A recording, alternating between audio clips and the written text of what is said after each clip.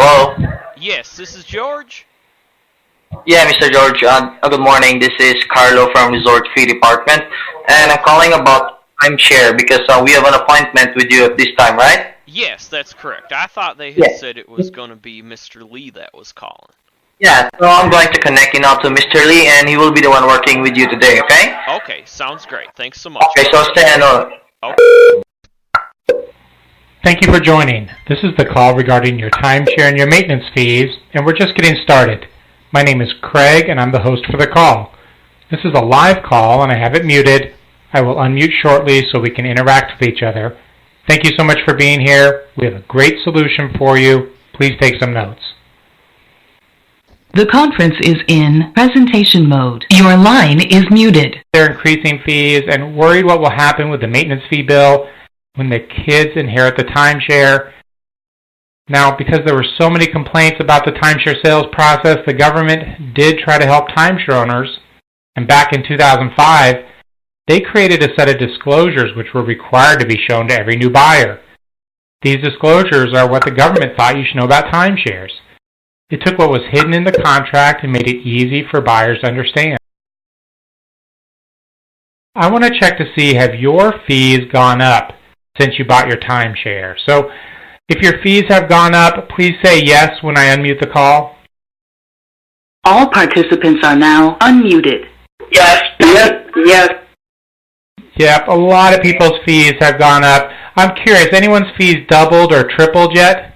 Yes, yes. Yeah, ours have gone up at least every year since we got it. Our first, I think, maintenance fee was maybe around a little less than $500, and this past year was $1,200. Okay, wow. So yours has doubled, or more than doubled, getting close to tripling. Anyone else? I'm curious. Anyone else's fees on the call? Yeah, mine too. Yours too? Mine too, going up every year. Okay.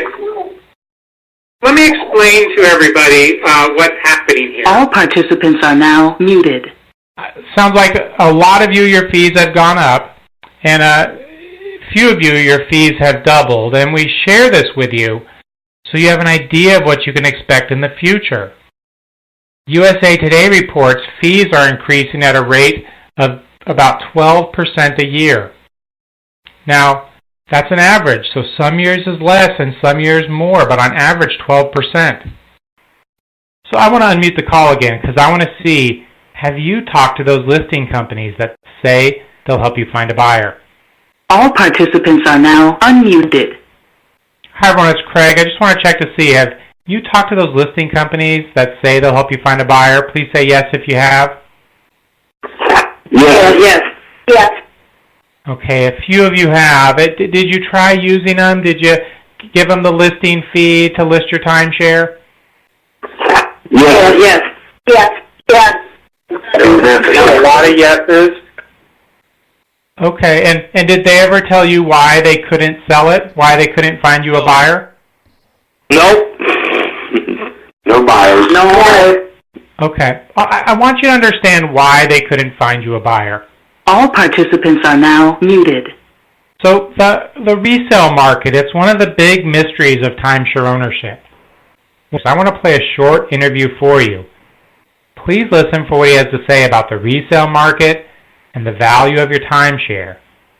When we come back, we're going to talk about why your fees keep going up. You deserve to know why, and then we'll tell you what we can do to help you with all this. Here is Dave Ramsey. We are happy to be joined by one of our favorite Money Matters guests, Dave Ramsey, radio host of the Dave Ramsey. Now, I know so many... Now, your advisors are going to call you back. Make sure you talk to them.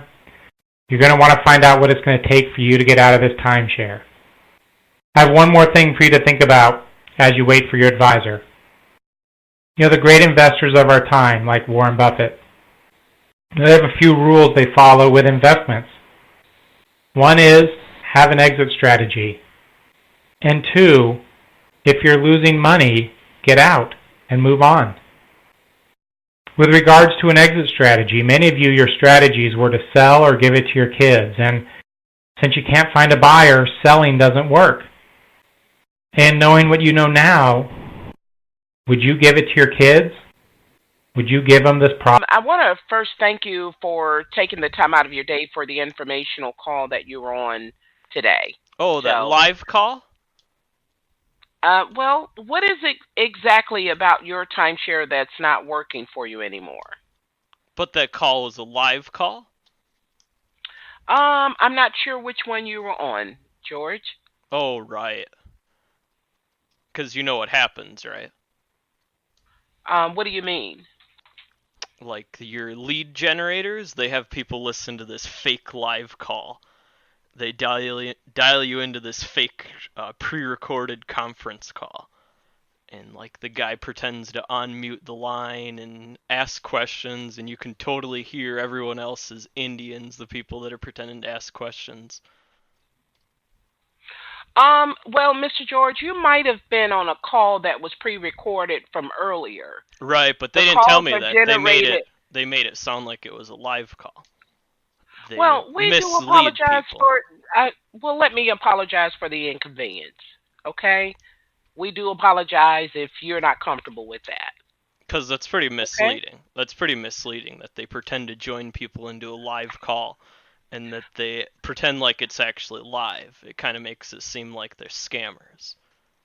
Okay. Well, the good thing to do when you're feeling uncomfortable is just say you're not interested. Right. You know, and that's. But what hopefully I there's normally something you can do about it though, since you work for this company. Something I can do about what in particular, George? So I think this other company that called me, they were lead generators and they generate leads for you guys. Is that correct? I'm not sure what company you're referring to, George, but what's your main issue?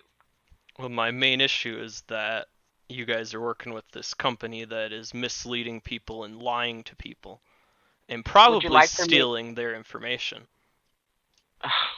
What type of information, George? Like their name and address. They get all their details. They don't steal. Lead generators do not steal information. Oh, but you know what a lead generator is. It depends on which one you're referring to. But George, I don't want to waste your time. But I can. Oh, it's not a waste of my time at all. Well, what I can do is take you off of our list, and I'll be sure you will not be contacted by any affiliates with us at all. And will you let your manager know that this company is deceiving people, that they're lying to people? I will let them know.